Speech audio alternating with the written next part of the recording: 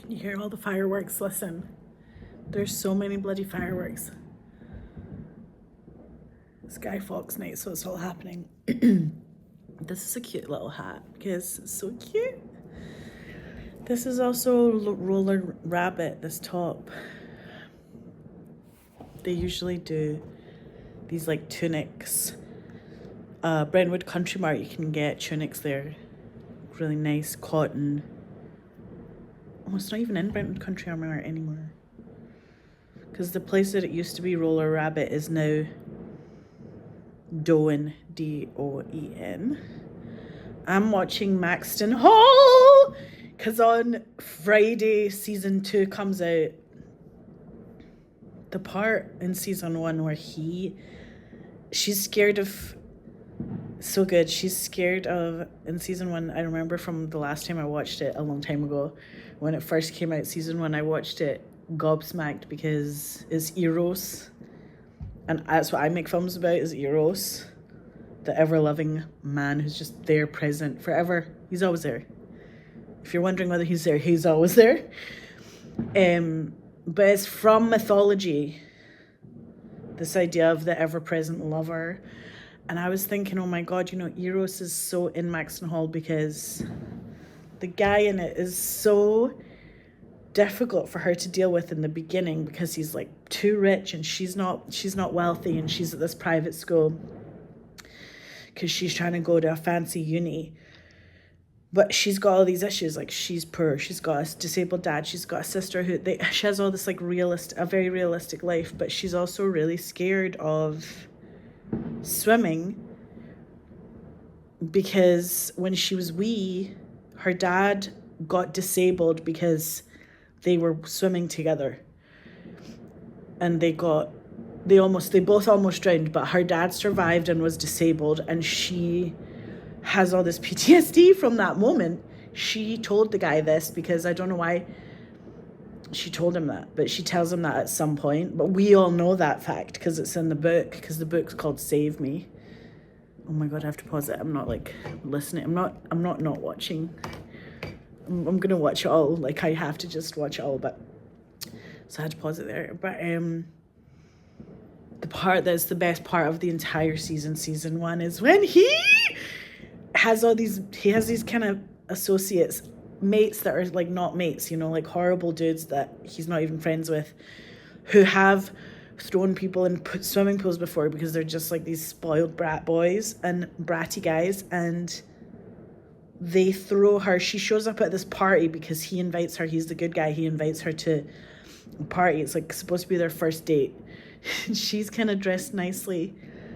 She walks outside, and his bratty sort of semi-mates that aren't even his mates that he hates push her into the swimming pool, which is like for her a nightmare. Like she's having flashback to like the almost death she had of her own body almost dying in the water. Her father, who became paralyzed by this 100% really scary moment where he was terrified. She was terrified. And she can't swim because she's like, I can't swim. So she's totally like been traumatized by the water. So he jumps in the fucking pool to get her. This is why the book's called Save Me, and probably why the TV show should have been called Save Me, because I love that. I love that so much. But it's called Maxtoh Hall, but it's fine. Maxtoh Hall is the name of the school, whatever, it's fine. But the fact that he not only picks her up, grabs her from the bottom of this swimming pool in the middle of this party filled with all these other like cool teenagers, and everyone's just watching being like, why is she not coming out? Because you know how like if you push someone in the pool, you go, I'm sure she'll come up. But he knows, because he's a good guy and he's so close to her, he knows that she cannot handle this moment. She's not a swimmer. He jumps in, picks her up, and you got to just watch it for this one episode where watch it for the whole season. Watch season 1 right now. Literally go to Amazon Prime right now and watch season 1 of Maxtoh Hall, and then on Friday watch season 2 when it drops. But I am so obsessed with this moment where he lifts her out of the swimming pool. The bad guys who pushed her in feel really bad, but also don't know what the fuck's going on. Everyone at the party is like, what the fuck is actually happening? And he's just carrying her out of the pool. Like, he walks out of the pool with her, takes her to his car, because he's got a car, and he's got a driver, and he's like, driver, fucking get the blanket, because she is cold. Chick is cold right now. And this is when you learn about, like, how deep their relationship is, because that's essentially, like, what their first date is. But that's how intense it is to be a teenager. That is what it feels like when you are going to those parties and stuff when you're a teen. Or, like, in your first relationships. It all feels very, very intense. Everything's so potent and strong. And I don't think it gets less potent. I think we just get a little more used to it, but the feelings are still there. And I can't say enough about how cute. Where did I get this thing? God, it smells so nice. Where did I get it? Urban Outfitters. Got it in Urban the night that I went to the candle show. I went to a candle show. God, the fireworks are off tonight. Guy Fawkes is happening. I went to Candlelit Leonard Cohen on George's Square and watched all my favourite songs by him. It was off the charts. And when I was there, I got this because I was thinking, how cute is this, you know? Oh my God, I'm literally out of breath from, like, just everything. Like, it was such an intense day today. I saw Pie, a Play, and a Pint. A Play, a Pie, and a Pint. Or and more. Vicky Matheson, my mate from school, invited me to go. I went and I saw Death of an Influencer, Scottish play. So good. About a boy who is going to go from Scotland to do a Netflix show. And the whole time, Vicky, who's my best mate, was like, Mariana, this is your whole life. Like, they're talking about a Netflix show and being an actor in a Netflix show, being from Glasgow. That's what the whole show's about. It's really well written. And I was laughing because it is really funny as well. And I was remembering, like, getting Ted Sarandos, my boss from Netflix in real life, from Glow. And because we did, all my films went on Netflix as well. Oh God, I'm just moving a sock. But when we had Glow premieres, where we got our Emmys and our SAG Awards and our Golden Globes, Ted Sarandos, the head of Netflix, came on the red carpet and was like, yo, Mariana, can you headlock me, please? For the cameras? And I was like, he's like, headlock me for real for the cameras. And I was like, right, well, bend your knees. You know what I mean? Like, I got so into it, just told him bend your knees. And I then told all the lawyers at Netflix, like, guys, don't worry, I kept him safe. You don't have to worry. That was so funny. Have I even showed you guys what I'm talking about my gold thing? I don't even think I've been on here because something happened last week I didn't feel like going on, but this is real gold Run Don't Walk. It's Posh Peanut real gold foil on my scrunchie. But I've also got pajamas like that. I've got lots of pajamas like that. Okay, I'm gonna go watch Maxtoh Hall and watch their relationship. Reese Witherspoon said that the rom-com is dead. And I was like, God's sake, it's not dead. It's like in TV and it's streaming and there's Hallmark movies still. Do you know what I mean? Like, there is rom-coms. Like, maybe there's no, like, big studio rom-com, but that will come back because that always comes back. But I think that Nancy Meyers is still about, you cannot say Home Again is, like, her daughter is also making films, so you can't be like, rom-com's dead.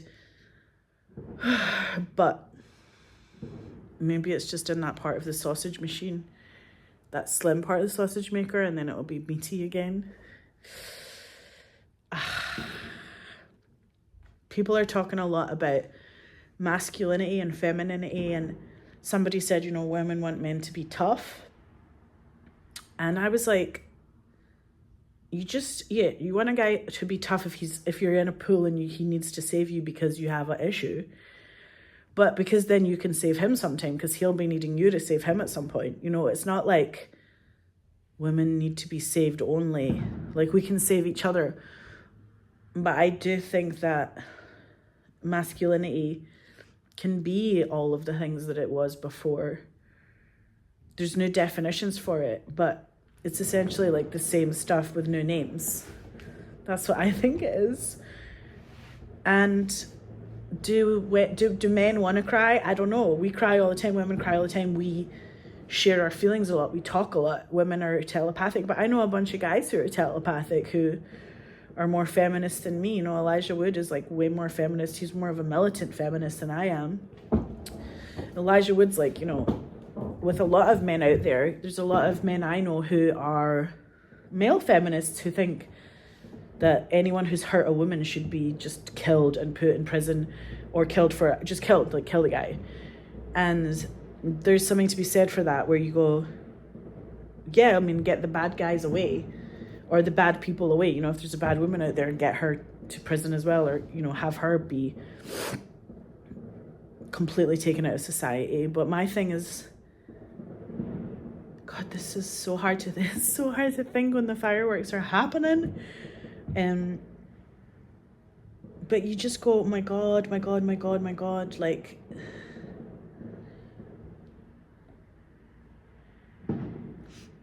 you don't have, somebody said that there's a new world where men are now being unmarriable, or there's a book out there about men making themselves unmarriable, like they're not marriage material anymore. And I was like, oh, that is so sad if that's true, you know, if that's really the case. I don't think it's true in Poland. There's a lot of dudes in Poland that are totally marriage material, you know, it depends on the guy. God's sake, there's a fire engine. Somebody needs help tonight. But there's so many things to be said for people who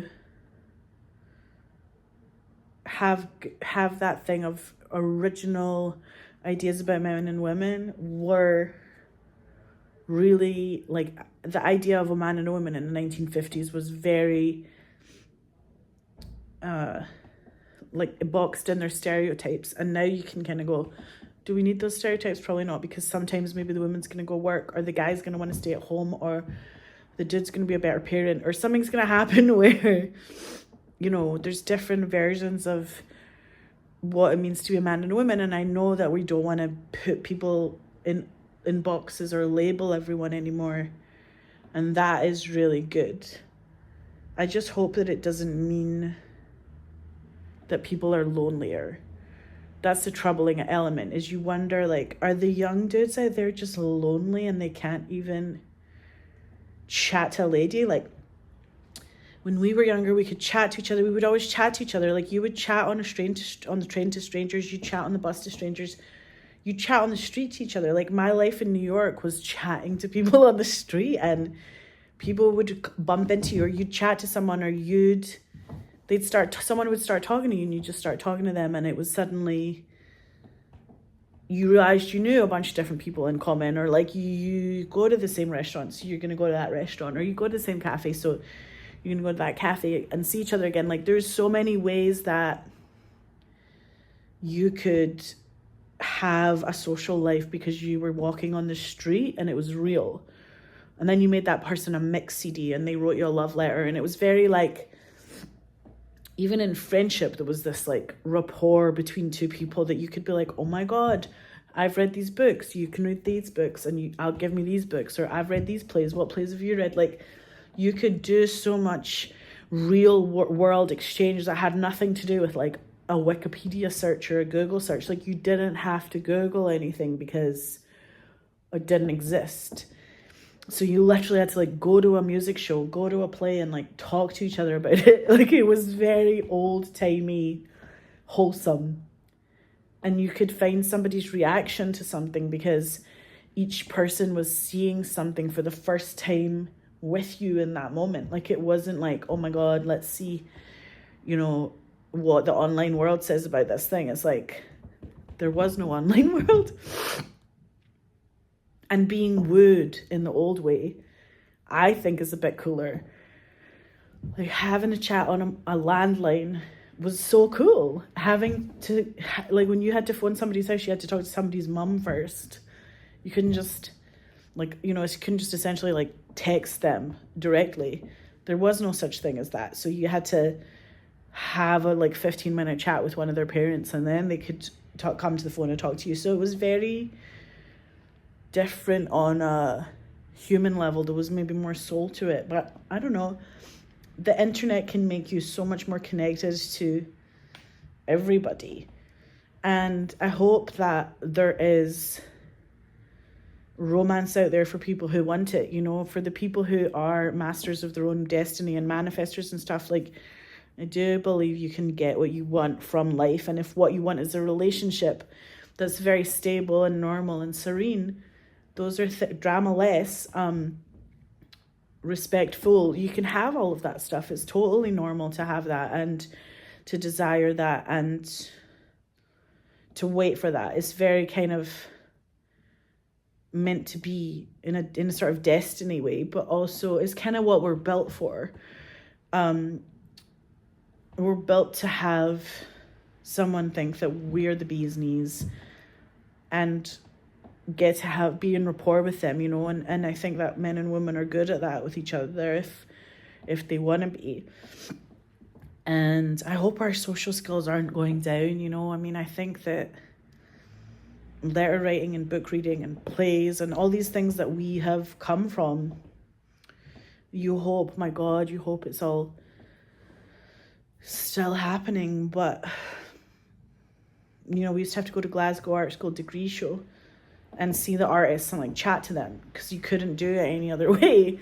There was no online link to anything. Like, when you got an invite to something, it was literally an invite in the post. There was, like, a cardboard piece of paper that you had to look at and be like, right, that's where I'm going. That's to save the date, like, it is an invite that is something that was in the actual real world and not something that was in your online calendar. Okay, so I've also been, like, watching all the short films for the Short Film Festival, because that's next week. We're opening the Short Film Festival. I'm going to that, and it's Grosvenor Cinema. I'm excited, but I also, because I'm a judge for it, I've been watching them all, and I've been watching the shorts thinking, oh my God, I get really emotional watching them, because I love films. Peter Mullen's in one of them called Hogmanay. That's about such a, like, Glaswegian love letter, basically. Love letter to a Glasgow tenement flat. And I live in a tenement flat, so it's very kind of poignant and, like, heartfelt, and you just, like, want to cry. Every time I saw every shot of Hogmanay, I was like just crying. You guys should all watch that short. It's so moving. Peter Mullen's really good in it. So I'll get to wear, like, a very fancy dress for the opening night. It's the premiere of the film festival, so I already know what I'm wearing and I know what my makeup is going to be, but I was thinking about it, and it's so cold, and we're already in November, and it'll be Christmas soon. And my mom came to my flat yesterday and she was like, Mariana, your Christmas tree last year was basically, she was like, you can't have the one you had last year. And I was like, no, it's really great. It's like a small golden one that I got from, like, a Scandi shop. That's, like, it works as it's like my hairband in my necklace. It's like a necklace chain stand through the year, and then at Christmas I can use it as a Christmas tree. And my mom was like, no. Mom was like, no, you have to get a real Christmas tree. And I was like, okay, I'll get a fake pink one. I'll order a fake pink one online. And I just said that because I didn't know what I was talking about. And then when my mom left, I actually ordered a real one online, because I don't want to actually have a fake one. Like, thinking about it, I want a real one, even though the leaves will fall. I just can't be bothered, like, picking up the plastic one and putting it, like, in my attic. You know what I mean? Like, between Christmas times, I'll just be like, oh, no way. That'd be such a faff. So I'm just gonna have a real one and like vacuum hoover the crap out of the wee needles. Oh my gosh, the fireworks might have stopped for a second. And then I got really excited because in LA I had gotten all these Christmas baubles, like really cool ones from Sur La Table. And there's one in Glendale. Actually, there's one in Glendale, like at the Glendale Galleria, at the Americana. But I actually went to Sur La Table on Montana as well, because there used to be one on Montana, and now it's a Williams Sonoma, I think.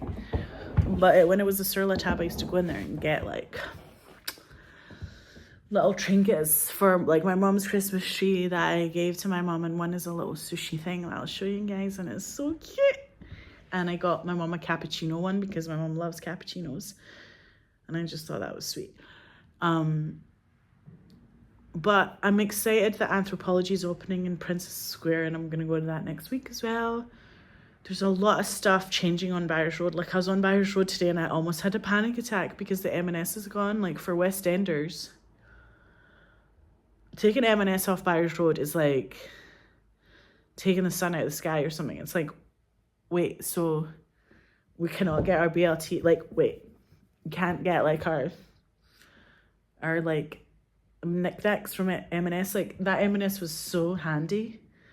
I used to literally go to it all the time. So I was like, why would they take the M&S from us? And they're making it Sainsbury's, which is fine, but like nobody really needs a Sainsbury's. Like we've got a Tesco on Byres Road. Like nobody needs a Sainsbury's. Anyway, it's just one of those things where you go, why? And then I was in Oliver Bonus today, and the lady in there said that she liked my jacket, and I was like, thank you. And I chatted to her, chatted to the manager, and she was telling me that not only has Professor Green come into Glasgow, which I'm excited about, but I was like, what's happening with Valeria? And she was like, I know the scoop. And I was like, tell me. She said, it's becoming a Mexican Australian restaurant. And I was just like, I hope they don't gut that toilet and turn that toilet into something different, because the toilets are the nicest toilets on Byres Road. That whole bathroom, but that whole green color of Valeria, like I wish they wouldn't touch it. Like I'm literally like, just keep it the way it is. And if you want to make it a Mexican or it's like Australian place, great. Like we don't care, that's fine. But just keep the way that it looks, because it looks so nice. And if they gut it, I'll be like devastated. It's really difficult to go back to Byres Road. People are still talking about Sentry Box. Like people I went to school with, they're like, why is the Sentry Box not there? Like that's something that was like from the 90s or whatever. And you used to be able to get a Christmas tree where the M&S is now, or where the Sainsbury's will be. But my God, like when stuff changes on Byres Road, it's like pulling teeth or something. Locals are like, why? Like, why make a change?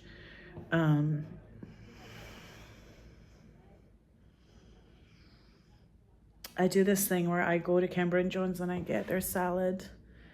I get like their goat cheese salad to go. So when they see me come in, they're like, my God, Marianne's here. So I did that today. I was like, oh, yummy. It's like the best salad in Glasgow for me. Their goat cheese salad is really like, just something about it. I love it. And then I go to the cheese guy. I go to George and I get some old Winchester, whatever it's called. Is it Winchester? Yeah, it's a English cheese. I should get like a one from Ayr or something, but I can't. I would just get the English one because I like the taste of it. Sorry. But there's stuff I do on Byres Road like every time I'm there, you know. So it's so funny because Vicky and I were there for Oran Moore, but also I was going, Vicky, the last time you and me were here was for our school reunion, for Laurel Banks reunion, because Vicky Matheson and I organised my school reunion from, she was in Dubai and I was in Los Angeles, and we organised it to be at Oran Moore. It was so lovely. So that was the last time we were there, which was 1.5 years ago or 2 years ago or something. And the Laurel Bank concept is that women were going to get an education. They started that school in Victorian times, 1903. Miss Hannah Watson started the school for women to be able to go to university. And at that time, that was like saying, you know, and, you know, it was insane. It was like saying something that just wasn't true. Like blue is green or green is red or something. And you're like, what are you talking about? How could women go to uni? So there hadn't been a woman in university and there hadn't been a female school at all. So this was like the first school for women, and she educated them so they could go to uni, not so they could like be wives or whatever. And that was in Victorian times, and the school stayed and stayed and stayed, and then in our lifetime it folded. And I remember just thinking, that is so annoying that on our watch it folded. Like, why did it have to fold after it's been around for over 100 years? It just seemed ridiculous that all-girls school couldn't just survive it, you know, because we were so empowered as women. We got to have a lot of things, like all these business, like education about business, but education about female leadership. And everyone who was a woman in that world of my school, everyone was a leader, you know what I mean? They were all bosses, they were each other's bosses, and you just felt like you could kind of do anything. There was a lot of entrepreneurs there, and they all went on to be like doctors and lawyers. Everyone I went to school with is like a doctor, a lawyer. They're all like employed or doing their dream, and it's interesting because they also are mums and are ballers. And Vicky Matheson is obviously a baller as well. So when she and I were organizing our reunion, it was so nice. But today we went to Hinba on Great Western Road, and then we went to the show, and then Vicky was on her way. She was running away and she was going to Superdrug, and I was like, bye, I have to go to get knickknacks. And I went to Time and Tide and got a couple of things from my Christmas tree, and I was excited. And then I was walking down Byers Road just thinking, oh my God, people have done this before, you know, like people have walked around Scotland, like the suffragettes walked around Glasgow like 100 years ago, you know. And I think they were really into change, and I think the men around Glasgow were really cool with it. I think they weren't really curmudgeons. They were kind of like forward thinking, supporting their suffragettes, like, let's do this, you know. And that's why it feels like there's a sense, like a punk rock sense of like, yeah, no, like there's a lot of guys here who like just have, you know what I mean, like they would have dated Vivienne Westwood, you know what I mean? They're not trying to like, I don't know, they're not punk, they're punk rock, you know what I mean? So they're very kind of educated, or like they know their way around what these themes have been for generations, you know. So like, and somebody here just put it really plainly to me. I think it was Doogie, was like, I just like women. And I've always liked women. I like women, and some men probably don't like women, but I just naturally do like women. And so there's this real like respect that comes out of that. That's very like helpful actually. Because what's better than a combination of people where they get each other? Like a group of people where they actually understand one another and they support each other, and then you can go on and do your thing. Like, you want to have great partnerships like that, and it does exist, you know. It has existed before, you know. It's like, wow, Macintosh really did draw those buildings. That'll be true, but you know, his wife made the fucking flowers. She's the one who was responsible for all the details in his work. So if you look at their relationship, it's a visual language. Like they couldn't sext each other, but he could send her part seen, part imagined before they'd even like shagged. I think they just kissed.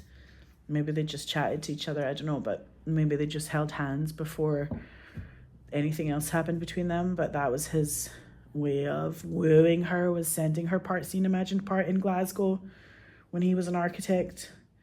and he drew the top of her, and the bottom of her was unknown. And you're like, well, that is cool, isn't it? Wish we had guys like that these days. I'm just like, no, there are guys like that. There are guys like that out there. But you just have to be like, so what would Macintosh do if he had a mobile phone? And how would he be in the world if Charles Rennie Mackintosh has a mobile phone? How's he going to sex a lady he likes? That's his one and only lady. Go crazy with that one, internet. Go come up with that. Maybe AI can come up with that. But you know what? AI cannot come up with that. Somebody on the DGA website, it was so funny, like on the Directors Guild website, like everyone in the DGA is like, fuck AI. Like, it's so cute. They're all like, no. Like, somebody was like,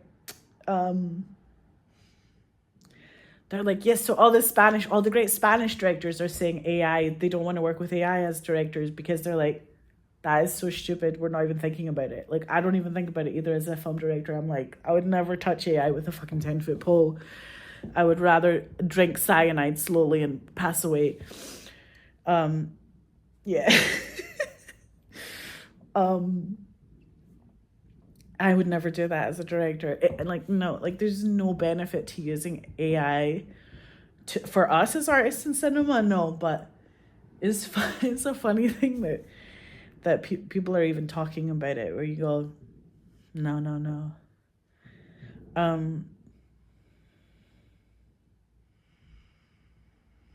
You think that there's a world where we're looking at the future and going, oh my God, it isn't that far away. You know, these changes, they're all here. But that's how they felt in the 1970s. That's how they felt in suffragette times. That's how they felt in Victorian times. You know, in my school, Laurel Bank School for Girls, when it was started, they felt like the most modern time was happening then, and that everything was changing, and it was all in a flux.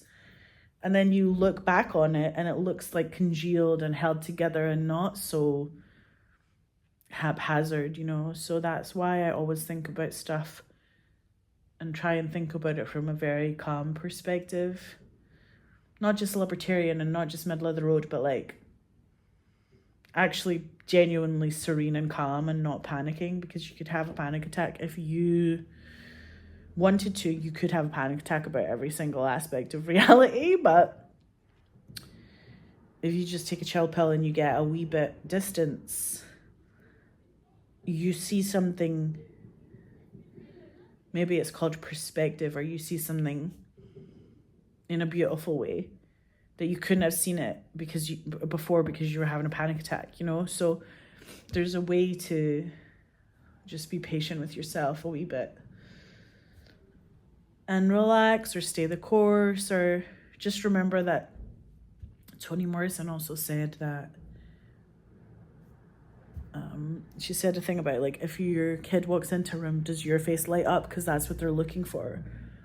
They're looking for you to be like, hello, hi, not like just like whatever you are usually.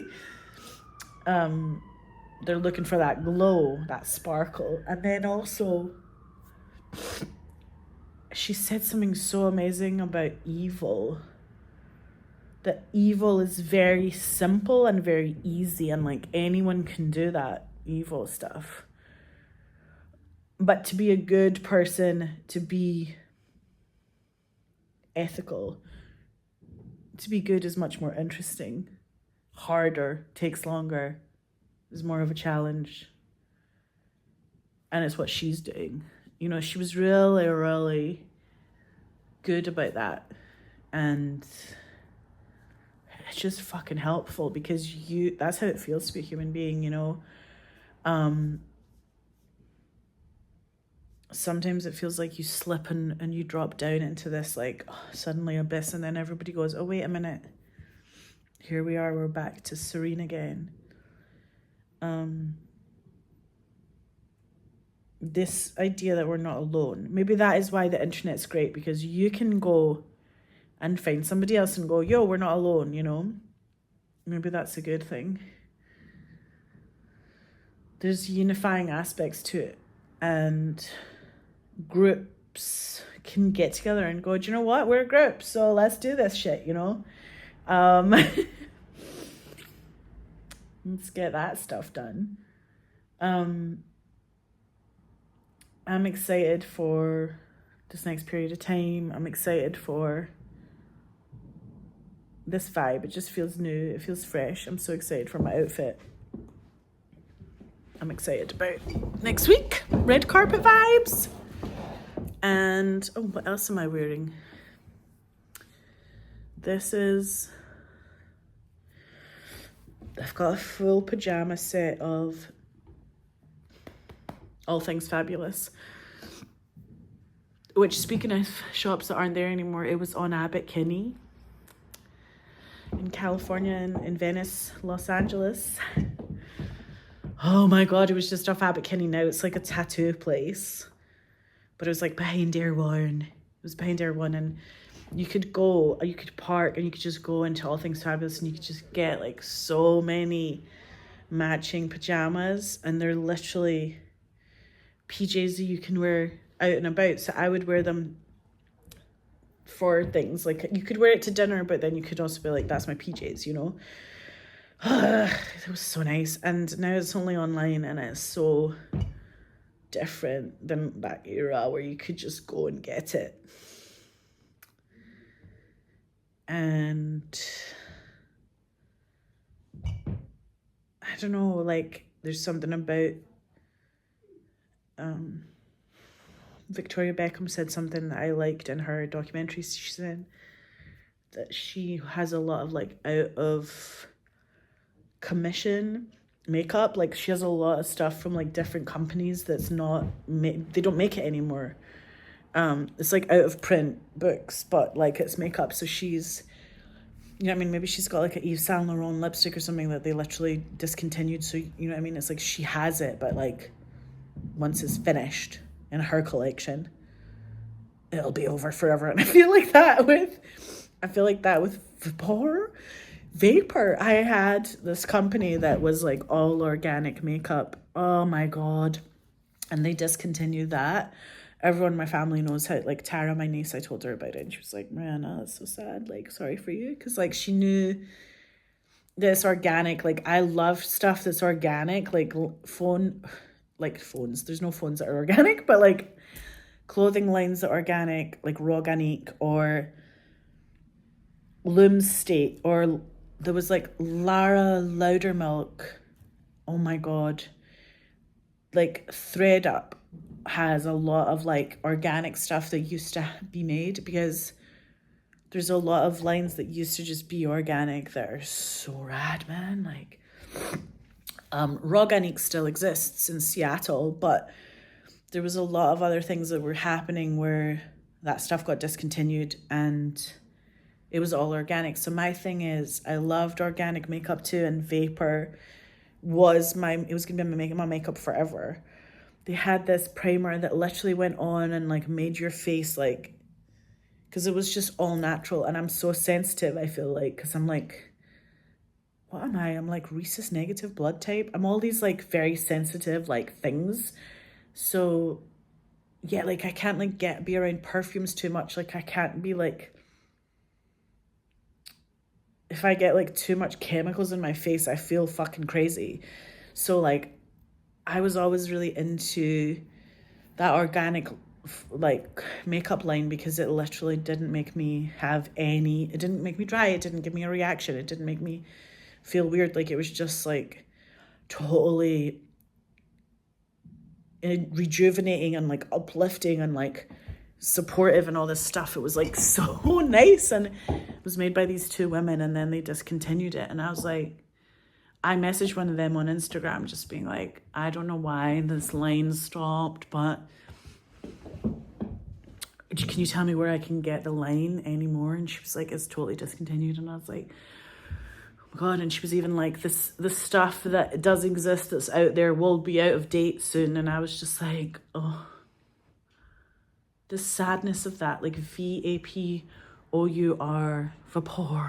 Vapor. I actually got all the Glow Girls. This is fucking true facts.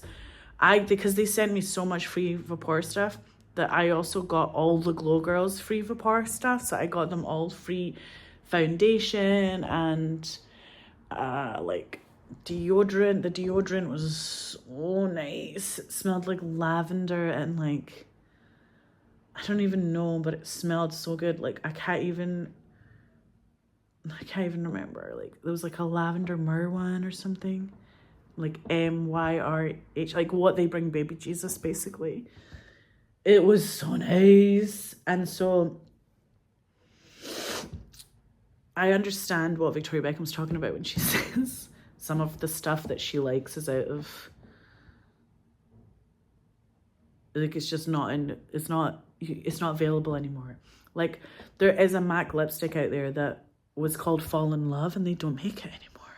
That's something I felt like was like a dick move by MAC makeup, like MAC. I was like, why would they change these colors so fast, change the names on us so fast? Like, can we go back to them and say, yo, can we get this color? Like, that's what I like about Charlotte Tilbury is you can go and be like, hey, can I get the Hot Emily Minute? Like, give it to me. Give me the orange lipstick. And let's keep that shit going, because I don't know, there's something about makeup that you can say, yes, we did. Like Matthias, the guy who did my makeup, was saying some of this too. Like, yes, we can rely on this company to continue to make the same thing that we can always go back for. And it's not like a rush or like this feeling of like insecurity about like, can I go back and get that from them? Like, will they have it? Or is it over? Or are they going to discontinue the whole line? Or like these feelings where you go, who am I doing? Like, what am I doing this for? And also, can I trust that line, you know? And I didn't feel like that with Vapor because they were so incredible and they gave me so much free stuff. But yeah, when they stopped their makeup line, I was like, oh my God. I was so sad. That was a sad, sad day. And then still, I feel like I'm trying other organic makeup lines, but they're just not the same. Do you know that way where you're like, it's just not the same. It's like, I cannot pretend it's the same. And I wish I had a replicator. I wish this was Star Trek Next Generation. I was on the Enterprise and I was like Guinan's best pal, and I could just be like, yo, I'm going to replicate all the Vapor makeup that I want, and I'm going to get Victoria Beckham, I'm going to give you whatever shit you need as well. Get yourself whatever stuff that's been discontinued that you need, put it back. And also there's a feeling where you want to have a relationship that's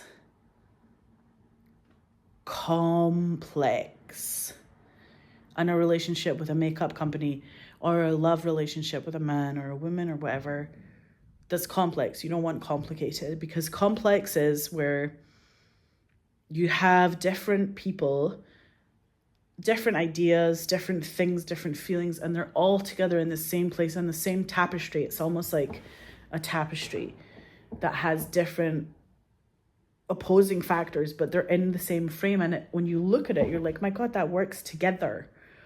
It's not this, they're completely different. They're totally different things, but they work together. You don't want to have complicated relationships, because if you have complicated, what that means is those same things in the complex tapestry, but they're not in a tapestry. They're totally opposing. They're by themselves. It's like oil and water. They are all opposing forever. Like, they'll never be together and they'll never unify. So they're not in a tapestry and they're isolated from one another. That's the definition of complicated.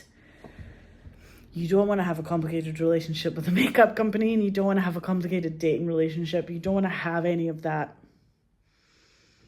feeling. You want to have a sense of like, it's all good. It works together. We're cool with it. And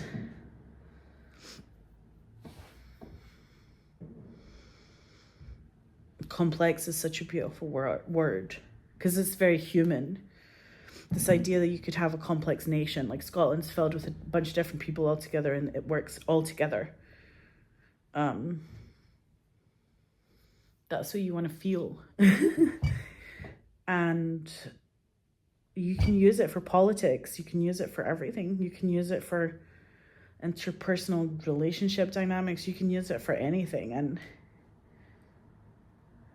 you know, you can use it for being like, let's not get too like pervy, but let's not be too boring. And let's not get too judgy of other people, but let's not be so lax that you can't actually like change anything or complain about anything. Like, you want to have a very balanced rapport with complex relationship with society and with your relationship, all your relationships. But this is something that I've been working on for a really long time and trying to teach the youngins, because the young kids panic out, like they panic attack on you. Like, they're 20-year-olds and 30-year-olds don't know what the hell's going on, and they're so stressed out. Half of them are like either having a panic attack right now or thinking about having one. And I think when I was younger, I was more like that. I was more like rigid and pissed off all the time, or like easy to cry, easy to get annoyed, easy to offend. And now the older you get, the more chill you get, you know. That's what I feel. So, God, I haven't had a panic attack. Like, I don't even remember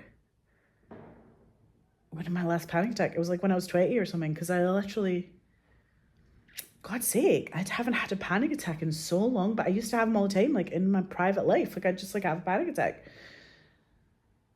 God, it used to be a thing. I used to have them all the time, and I would have that thing where you'd think that you couldn't breathe. I thought I was dying because you can't like breathe. You're not getting enough breath, so you can't like inhale enough because you feel like everything the person who's talking to you is saying is making it worse. So it doesn't matter what they're saying. Like, they could be talking about anything, but you're literally like beyond help.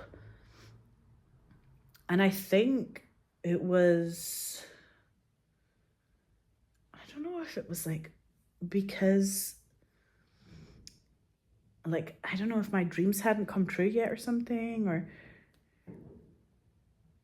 I think I used to have them more when I didn't have like my dreams come true. Like, I think after I made my first feature film and my dream really came true, and I had done those plays in New York as a youngin', I was very like happy compared to like most of the people I knew. So like, most of the people I knew were having a harder time. And I think maybe sometimes you're like, am I allowed to have all these crazy feelings as a human being? Like, is it okay for me to cry really hard all the time, or have a panic attack, or like, do these people who I know, do they love me? I mean, do I love life? Like, am I really in this game, like this life to, like, are we all in it to win it kind of thing? Like, I think a panic attack might feel a little bit like, am I allowed to feel these emotions? Or does anyone really care about me? Do I even care about myself feeling? Like, it's very kind of like Hamlet, woe is me feeling. And I used to feel also like a very low self-esteem as well. Like, I think this is a challenge for the young, because they have low self-esteem, and then suddenly it goes away and you're like, oh my God, I actually have a little bit of self-esteem. And then all of a sudden you don't even think about it, and you're like, oh my God, like, I literally haven't thought about self-esteem for like 20, 30 years. But that's something that you feel weird about, you know. You feel like insecure and like janky about everything.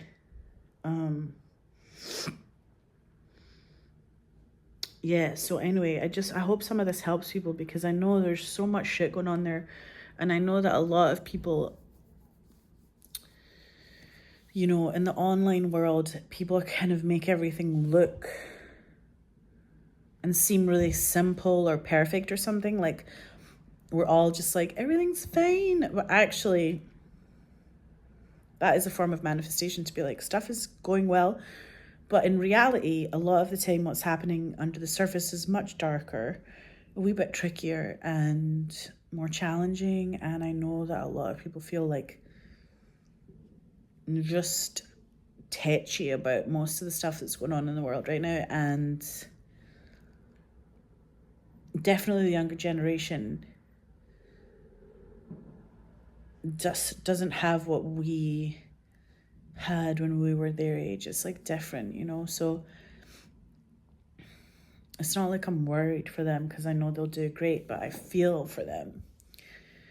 And make a mixtape for your pal, or make a Spotify mix, or like I used to make these mix CDs for everybody. I used to make epic mix CDs. All right, anyway, I have to go now because my niece has texted me. Got to get on the phone with her. Bye. I love you guys. Peace out.